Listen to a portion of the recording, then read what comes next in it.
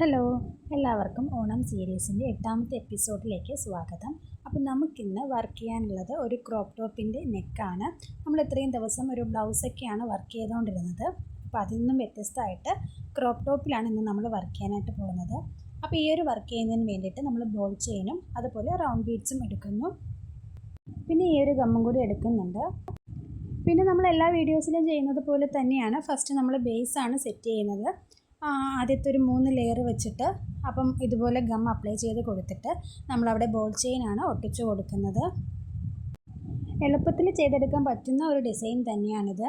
അപ്പോൾ ഈ ഒരു ഡിസൈൻ ചെയ്യാനായിട്ട് ഒരുപാട് ടൈമോ കാര്യങ്ങളോ ഒന്നും നമുക്ക് ആവശ്യമായിട്ട് വരുന്നില്ല.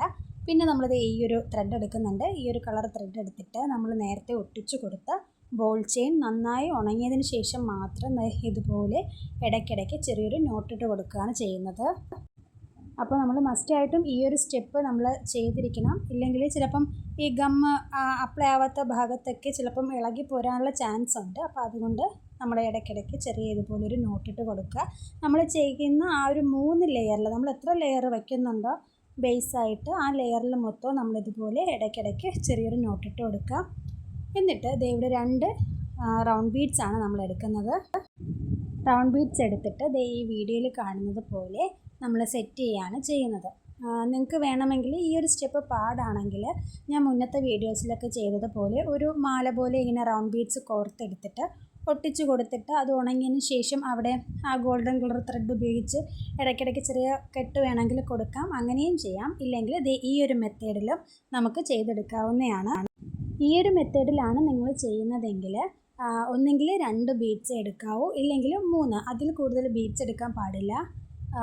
ഈ ഒരു മെത്തേഡ് ചെയ്യുന്നവർ അതൊന്ന് ശ്രദ്ധിച്ചിട്ട് ചെയ്യുന്നതായിരിക്കും നല്ലത്.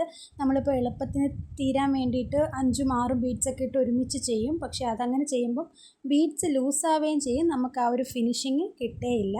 അപ്പോൾ ചെയ്യുന്നവർ 2ഓ 3ഓ ബീഡ്സ് ഇട്ട് മാക്സിമം ചെയ്യാനായിട്ട് ശ്രദ്ധിക്കുക.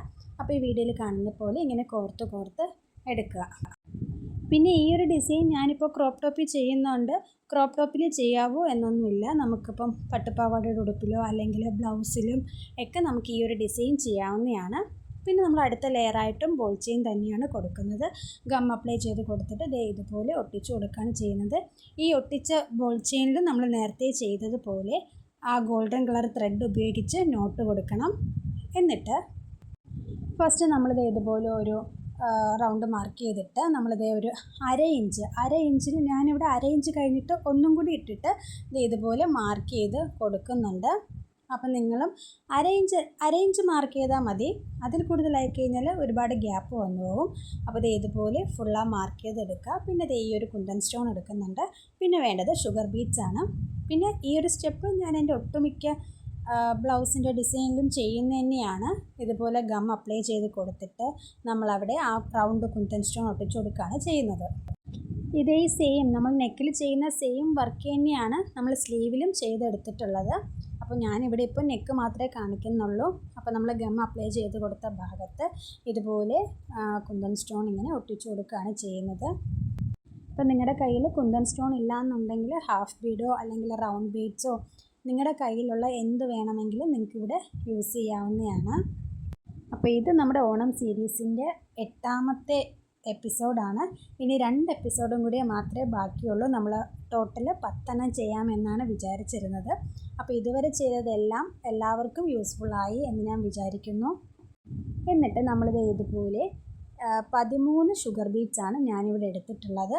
ഞാൻ എപ്പോഴും പറയുന്ന പോലെ നിങ്ങൾ എടുക്കുന്ന ആ ഒരു സ്റ്റോണിൻ്റെ സൈസിനനുസരിച്ചായിരിക്കും നിങ്ങൾക്ക് വരുന്ന ഷുഗർ ബീഡ്സ്.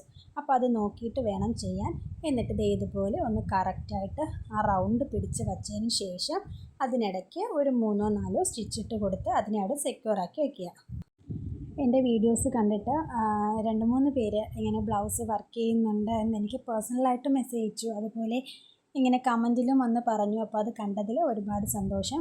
എല്ലാവർക്കും ഇതുപോലെ ചെയ്യാൻ പറ്റട്ടെ. ഞാൻ പറയുന്നതും കാണിക്കുന്നതും ഒക്കെ എല്ലാവർക്കും മനസ്സിലാവുന്നുണ്ട് എന്ന് വിചാരിക്കുന്നു. പിന്നെ നമുക്ക് വേണ്ടത് റൈസ് ബീഡാണ്. അപ്പോൾ ഒരു റൈസ് ബീഡും ഒരു ഷുഗർ ബീഡ് ആ ഒരു രീതിക്ക് എടുത്തിട്ട് നമ്മളിത് ഈ വീഡിയോയിൽ കാണുന്നത് പോലെ 3 ഇങ്ങനെ വച്ചു കൊടുക്കുക. നിങ്ങൾക്കിത് കാണുമ്പോൾ തന്നെ അറിയാം ഈ ഒരു ഡിസൈൻ എത്ര സിമ്പിളാണ്, നമുക്ക് എത്ര പെട്ടെന്ന് ഇത് ചെയ്തെടുക്കാൻ പറ്റും എന്നുള്ളത്.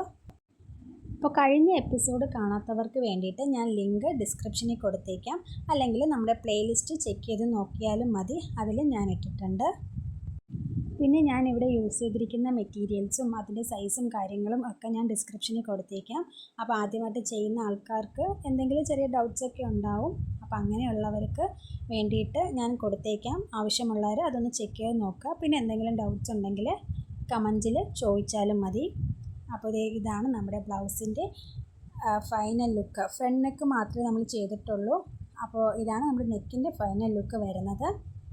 സ്ലീവ് ചെയ്തേക്കുന്നത് ഇങ്ങനെയാണ്. നെക്ക് സെയിം തന്നെയാണ്. അപ്പോൾ വീഡിയോ ഇഷ്ടപ്പെട്ടാൽ ലൈക്ക് ചെയ്യുക, ഷെയർ ചെയ്യുക, സബ്സ്ക്രൈബ് ചെയ്യുക. ബൈ.